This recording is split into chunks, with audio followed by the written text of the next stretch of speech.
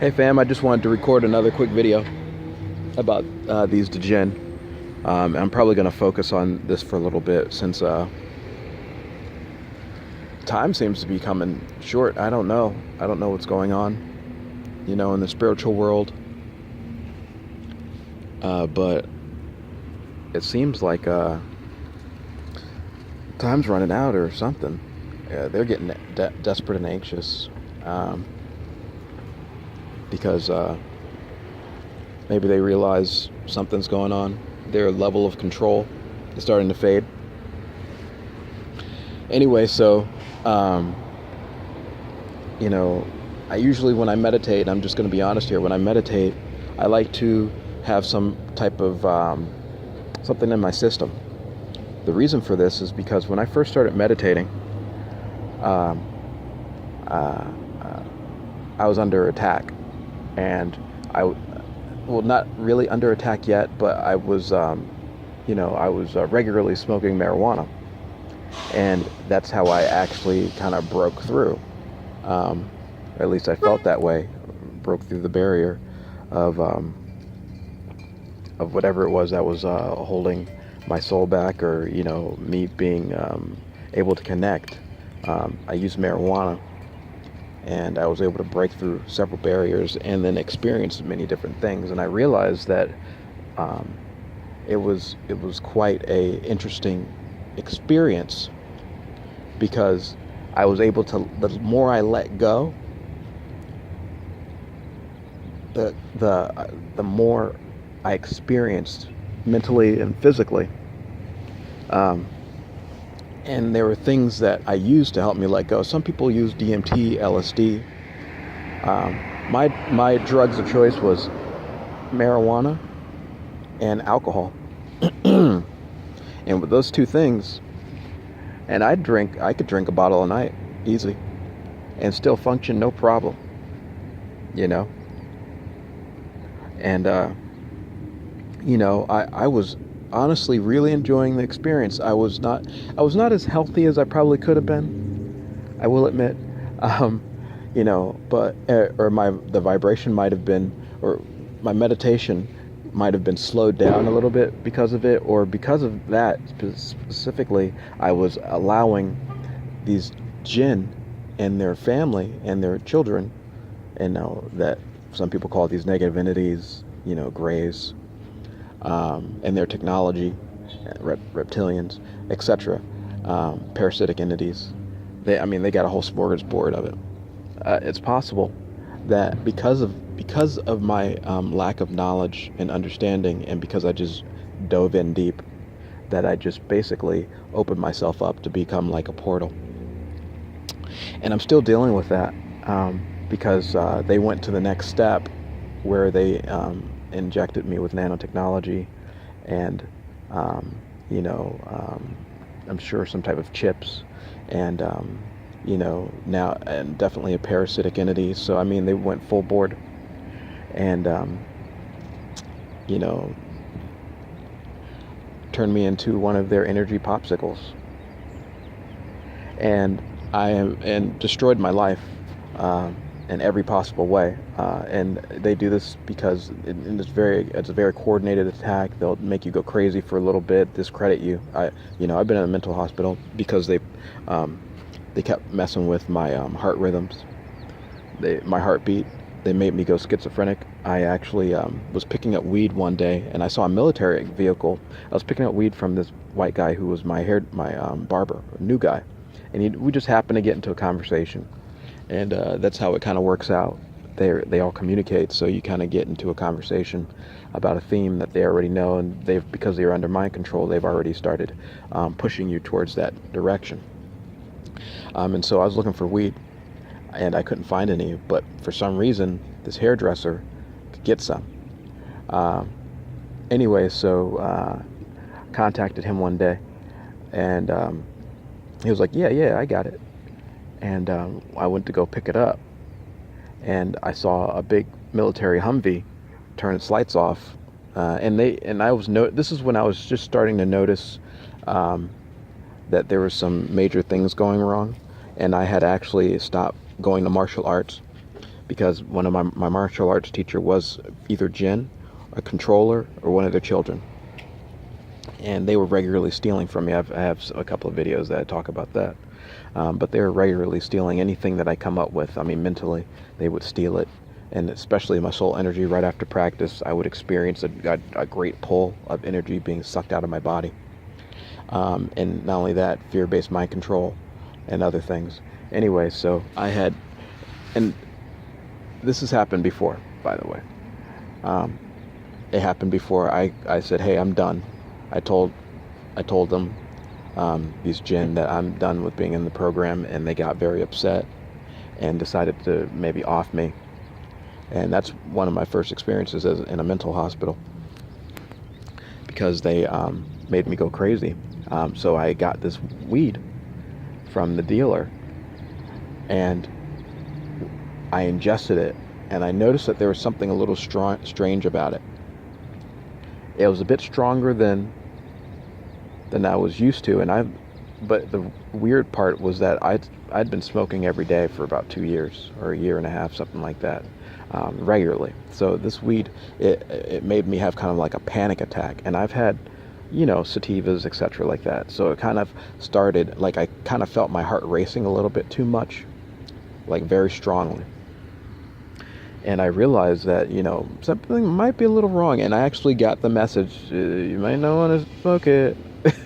And I remember, but because of my greed, because of my need, because of my wanting, I smoked it.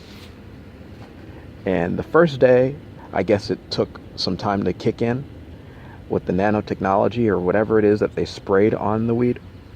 But the second day I smoked it, and they had enough of the nanobots or nanotechnology or whatever the substance was that they had sprayed on it inside my body, so that I started just having a fucking panic attack, and my heartbeat went all the way down to zero, it just kept going up and down, up and down. And what was funny, that same night was a blood moon, this huge ass blood moon. And so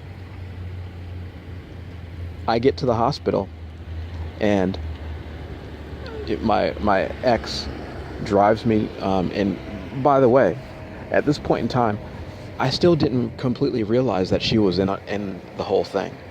Okay, in it to win it, her and her family, her children, the abominations. And I'm driving to we're driving to the hospital, and I'm just getting it felt like someone is just like they made clones of me, and they just were killing the clones one by one by one by one by one, and all at the same time. This huge blood moon is just staring at me, and every time I look at it, I feel like I'm gonna die.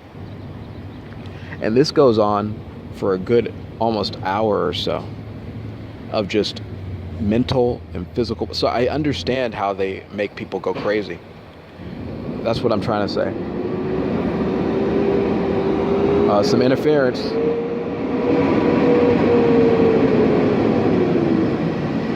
I understand how they make people scream and die and go crazy. I was there. I experienced it. So, they might have had a sacrifice as well, and so I had a Djinn inside of me, trying to kill me as well. And there's a lot more to say about this, because they're very complicated.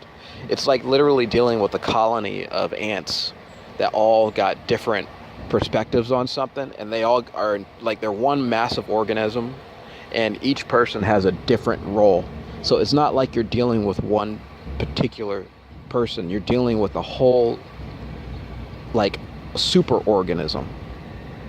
And one person may be pissed off and doing one thing, but there might be 10 others doing something completely different or more. And it completely boggles the mind. So it destroys your sensory perception. Anyway, so when I got to the hospital, they were checking my heartbeat, and it was going up and down, and then it would stop the torture. But before that, before I even went into the hospital, like, what was happening is that they were just trying to kill me. mentally. Like they were trying to take over. That's what it felt like to me. Like literally, they were trying to make me have a mental break where I could not sit still. I could not stay in one place. And when I walked into the hospital, there were people there waiting for me. Yeah, black people too. I couldn't believe it. I was like, oh my gosh, why are these black people not helping me? They're some of the fallen ones' children, I'm sure, doing their thing, and hurting people also. And so I had quite an experience, I will tell you that. And they held me, and they did some work to me, and then I had a breakdown. I had a breakdown over it, and so after that, I basically they didn't seem to stop us taking it out, so they're not going to miss anything. Djinn. So basically, I had a mental breakdown, and they basically forced me into a mental hospital for a couple of days, where I was met with more Djinn and more witches and their family, and they proceeded to suck all the spiritual essence out of my body, so that to the point where I could not even meditate. If I meditated, it was like my soul was gone. So what happened is that they hooked me up to a monitor because I was, and this might have been when they tried to steal a second time my soul, or I don't know, tried to do something, cut me off completely. So and empty me out as a punishment. So I was going crazy because my heartbeat kept going up and down, up and down, up and down, and they put me on a heartbeat monitor, and basically my heart almost popped out of my chest. And it's quite an interesting experience to go through, because you feel like you basically keep dying. You feel like you die over and over and over and over again, and it doesn't stop, and it pretty much scares the hell out of you. But I tried to remain tough. I tried to get through it. And then one night, it gets overwhelming, and I just curl up in a ball and just hope for it to go away. And then I experience what some might call crossing over. And I see a beautiful figure in front of me. And who knows who that might have been. But I mean, I'm not really sure. It might have been a guardian angel. It could have been a Djinn. It could have been anybody. But the figure appeared in front of me, and then it went away. The pain started going away. But then the government people were there with these devices. So, for example, I go into the mess room, the common room, and it'd be like a fat white guy sitting there with some type of thing in his pocket, pointed at me, like a black device, a black box type of device. And I've experienced this many a time, where they're just constantly doing this type of thing, using this technology against you. I don't know if they're stealing your frequency, if they're trying to cut off your chakra points. They're doing something to you. And this is all coupled with the Djinn and their children all attacking you at the same time, and then cutting you off. And so what they're doing is literally the most unfair, horrible practice to cut you away. I mean, they might as well just cut your head off, but they can't cut your head off right away. I mean, that's probably the main issue. They can't directly cut your head off. So they got to come up with a way to kill you, or get you to kill yourself. So that's what I'm saying. We're dealing with some nasties who don't like you, who hate you, and will follow you everywhere. Anyway, the Djinn Part 2.